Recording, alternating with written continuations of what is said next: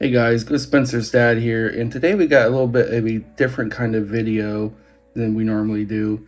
Can't turn on the TV anymore without hearing about the price crash of all these Pokemon cards, especially when it comes to like the chase cards or the other top cards in the set. So what I want to do is kind of compare all these ones I have out here,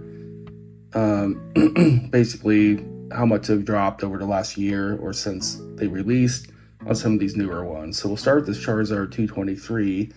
When this thing first came out, they're going for about $190. I think when we pulled our first one, I looked it up and they were $190, which I know was inflated because it's brand new, but it settled down at around $100 or so right after release.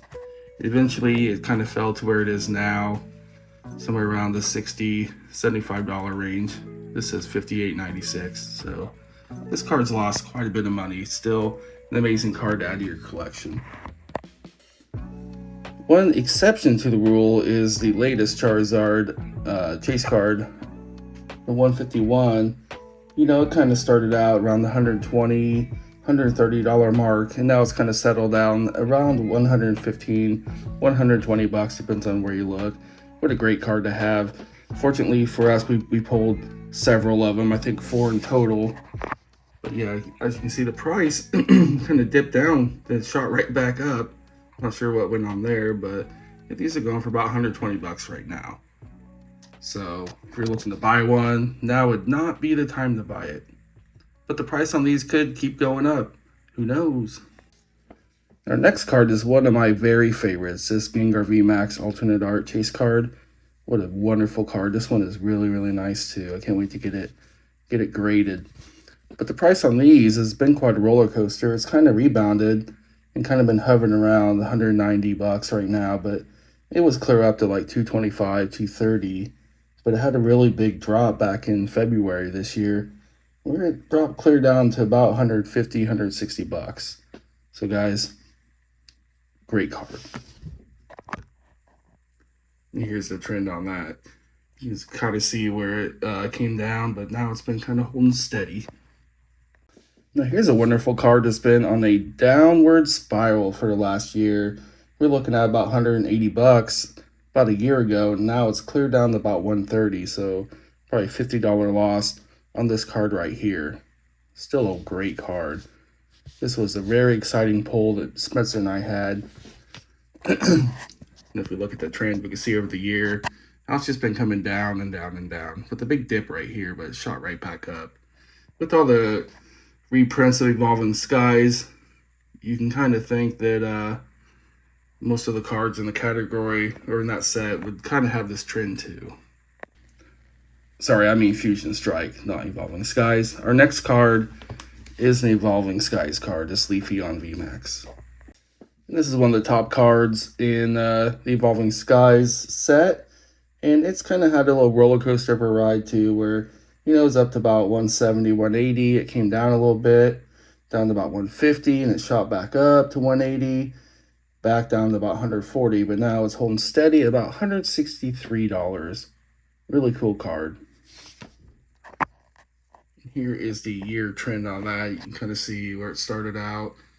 Drop really low, come back up, drop low again. And it looks like it's at its peak right now. It'll probably be coming back down a little bit. Again, reprints. And our good old friend Galarian Moltres here, which is an awesome card, one of my favorites. Unfortunately, this one is very right heavy, so it takes a lot of value out of that, being crooked and all. But the trend on this kind of shows anywhere from about $125. So about a year ago, it was about the same price. Although it shot up a little bit, came down, shot back up, and it's on its way down again. But it looks like it's starting to kind of hold off a little bit. As you can see, the price on this over the last year has moved a lot, but it ended up right in the same spot. Now for a card that just makes me completely sick. We pulled one of these the second day this set came out. The whole new era, Scarlet and Violet. And we sent it in to get graded like a couple days later. And when I sent it in, the price on this card at a PSA 10, which I know we're not gonna really talk too much about PSA graded prices and stuff, but it was somewhere around 900 bucks or so. And I know, again, brand new set, high demand. Well, by the time I got it back from PSA about 7 weeks later, the price had dropped clear down to like 200 bucks, 250 or something like that. So it lost somewhere around 600 bucks just in the 7 weeks it was gone. So I suppose I could have got it graded faster and turned around and sold it and made a nice profit on it. But fortunately, I did not. We ended up pulling 4 of these Miriams, but the price on these things now, we got the big hype, and then where it settled out, and it was kind of hanging out there for a while, but now it's like a $30 card. So that is the chase card in the Scarlet and Violet's base set, and it's not even worth the price of an ETB. So kind of really hope that kind of rebounds, kind of hold on to those and see if they do. Now we'll do the story of 2 different Giratinas. We'll start with literally my favorite card that we have right here, this Giratina V from Lost Origin. The price on this in the last year, kind of hovered around $290, and it shot clear up to about $330 back in late February. It seems like a lot of these cards had a big spike around February, March of this year. But this thing has slowly kind of worked its way back down to the $255 range, which is still a good price for this card. So, I mean, if you're wanting to pick one up and pay for it, it'd probably be a good time to get it now. It'll probably end up dropping some more, I think, with all the reprints coming out. I'm starting to see a lot more Lost Origin blister packs and stuff out there. Reprints, So as long as they keep printing this thing, I think more people are going to be pulling them, and the value of this card is going to keep dropping. So hopefully it can kind of hold off. I'd like for this thing to kind of start going back up in value. And here's the trend on that. You can see where it kind of got up to about 290, shot up to 330, and slowly been working its way back down to where it is now, about $255. Now we'll get on to our Giratina V-Star. This actually took us a lot of Crown Zenith to get. I did get the Japanese version really early in the V-Star Universe set, which I did send off to get graded, along with another gold one. I can't remember which one it was. I think Dialga.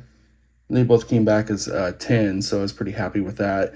And, the price on these kind of mirrors English and Japanese together, so kind of what one does, the other one's doing right now. So this card, initial hype was about $180, which dropped off pretty quick down to about $100, and it slowly worked its way down to about 70, 80 bucks is where it is right now. Still an amazing card, guys. Both these Giratinas, man. These might be my 2 favorites. Here's the trend here. You can kind of see where it started out really high when it first came out, like most do, and initial drop, and then it will kind of slowly flatten out, level out a little bit. So yeah, we're looking at about 69, 70 bucks. And so guys, we could go one by one and pull a lot of these cards out and just see the value on these things just dropping and dropping and dropping. This guy, that's really cool. SAR. The prices on these, it's kind of bottomed out about 80 bucks. And this card's dropped down quite a bit. This Rayquaza is kind of holding steady around 100 bucks or so. Tyranitar's not doing too bad. Kind of goes along with this Magikarp here. Kind of leveled out, holding their value. Secret Rare Pikachu and some other alternate arts from across the board. What else do we got here? Penny, yeah, man. A lot of these SARs from the Scarlet and Violet base set just kind of hit rock bottom. I'll tell you what, these Poppy cards, these SARs from Obsidian Flames, dropped clear down to like $3, man. Yeah, so same thing like Pokemon Go. Same thing going on, like a $20-$25 card now. Like a lot of these alternate arts and stuff just aren't really holding their value. There's only a few that are, kind of like the Moonbreon and like that Giratina. A couple Sword and Shield era cards are still really holding up their value. but looks like all the 151 cards are really doing really well right now. So it's kind of the set that we are trying to kind of focus on this channel for openings. You know, seems like those videos do a lot better when we open those up compared to stuff like Obsidian Flames and stuff. It just seemed like nobody really cared too much about it. Even with this new set, Paradox Rift, we're still chasing the chase card in that set, or either the top two or something like that. But you know, that's the kind of the newest set, so that's kind of what Spencer and I are really kind of into opening right now. So let me know what you guys think. Leave a comment below. You know, any of these cards, you got anything to say about them? You know, like a counter argument or anything, or do you agree? You want to have a little talk about it? That'd be great. I'd love to learn some more stuff about it. Like I said, I'm no expert on this stuff. We've only been opening cards for about a year. So anyway, guys, thanks for watching. I hope this video helps you out. Hope it's very informative.